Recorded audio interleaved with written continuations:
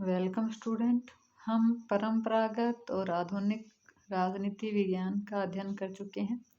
आज हम उन दोनों के अंदर अंतर देखेंगे, उसकी तुलना करेंगे। एक तरह से हमने पहले क्या देखा था कि परंपरागत राजनीति है वो काल्पनिक है और इस नाते उसे मानकात्मक भी कहा जाता है। आधुनिक राजनीति है वो व्यवहारिक है, इसीलिए उसे वैज्ञानिक कहते हैं।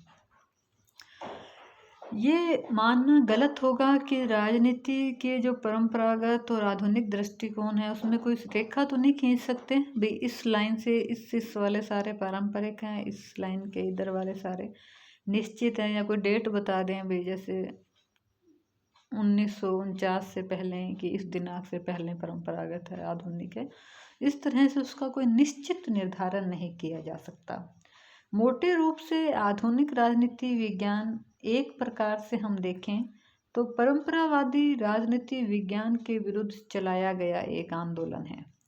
जैसा कि क्रिक पैट्रिक ने लिखा है, असंतोष ने क्षोभ को जन्म दिया और क्षोभ के परिणाम स्वरूप क्षेत्र में परिवर्तन आया।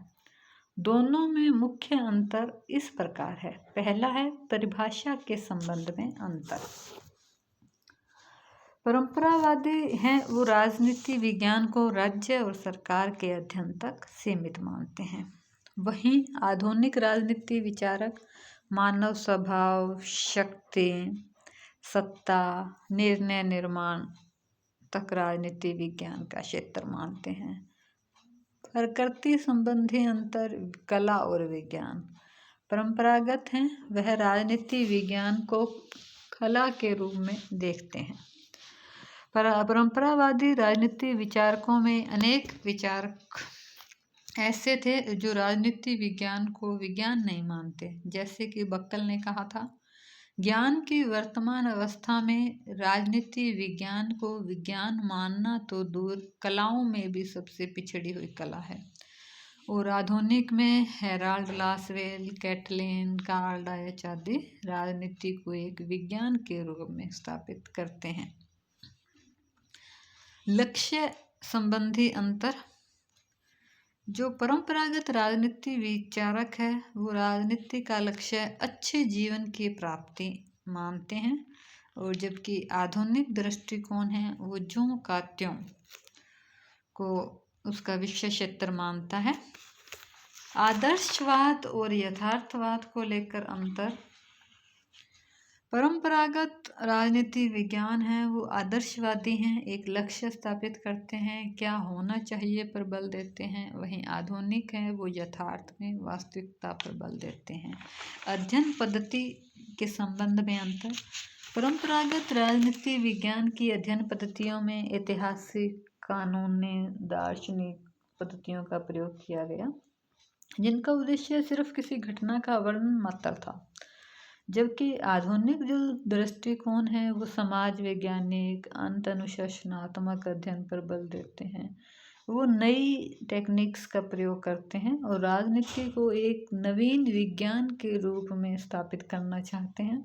उसके लिए आंकड़ों का संग्रहण, आंकड़ों का विश्लेषण, प्रतिमानों का सटीक प्रयोग करते हैं। उसके बाद है क्षेत्र संबंधी अंतर। परंपरागत राजनीति विज्ञान है उसका क्षेत्र सीमित है, और जबकि आधुनिक राजनीति विज्ञान का क्षेत्र व्यापक है, क्योंकि वह मानव व्यवहार का अध्ययन करता है। और व्यवहार है वो एक वाइल्ड संकल्पना है, और जो परंपरागत है वो सिर्फ राज्य, सरकार, औपचारिक संस्थाओं तक ही उसको सीमित कर देता है। मूल्य निष्ठता और मूल्य निरपेक्षता को लेकर भेद। परंपरागत और आधुनिक राजनीति वैज्ञानिकों में एक बड़ा अंतर है वो मूल्यों को लेकर है। परंपरावादियों की मूल्यों के प्रति आस्था है, वे आदर्श नैतिकता में विश्वास करते हैं। वहीं व्यवहारवादी हैं वो मूल्य निरपेक्षता का दावा करते हैं। उनके अनुसार राजनीति विज्ञान अपने आप को नैतिक भावों, मूल्यों, आदर्शों, मिथ्या झुकावों व पक्षपातों आदि से दूर रखकर वैज्ञानिक अध्ययन और अनुसंधान करें। राजनीति वैज्ञानिकों को मूल्य निरपेक्ष और तटस्थ रहना चाहिए।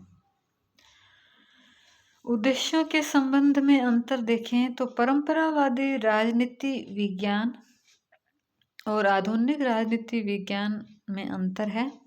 परंपरावादियों की मान्यता है कि राजनीति विज्ञान का उद्देश्य श्रेष्ठ जीवन की प्राप्ति करना और व्यक्ति के श्रेष्ठ जीवन के मार्ग को आगे बढ़ाना है। वहीं आधुनिक है वो ज्ञान के लिए ही ज्ञान प्राप्त करना, वो टेक्निक्स पर जोर देते हैं, सार वस्तु की उपेक्षा करते हैं, उसके लिए उन उपकरणों को प्रयोग में लाया जाना है। आगे चलकर उत्तर व्यवहारवाद ने आधुनिक राजनीति विज्ञान के उद्देश्यों के बारे में अपना दृष्टिकोण परिवर्तित कर दिया। तो इस प्रकार हमने देखा कि आधुनिक राजनीति विज्ञान में ऐसी धारणाएं, विश्लेषण के उपकरण और तकनीकों का प्रयोग हो रहा है जिसके आधार पर राजनीति विज्ञान को राज्य और राजनीतिक संस्थाओं के अध्ययन के सीमित दृष्टिकोण से मुक्ति दिलाने का दावा किया गया है। दूसरे विश्व युद्ध के बाद जिस व्यवहारवाद आंदोलन का उदय हुआ उसने परंपरागत राजनीति विज्ञान की कमियों को उजागर किया और राजनीति विज्ञान को नवीन तथ्य, नवीन अध्ययन सामग्री, पद्धति प्रदान की। लेकिन 1960 के बाद ये स्पष्ट होने लगा कि व्यवहारवादी राजनीति विज्ञान की अपनी कमियां और सीमाएं हैं। वर्तमान में इस बात पर जोर दिया जाने लगा है कि परंपरागत और आधुनिक दृष्टिकोण के बीच में समन्वय स्थापित किया जाए। वो दोनों एक दूसरे के विरुद्ध नहीं हैं, एक दूसरे में सहायक हैं।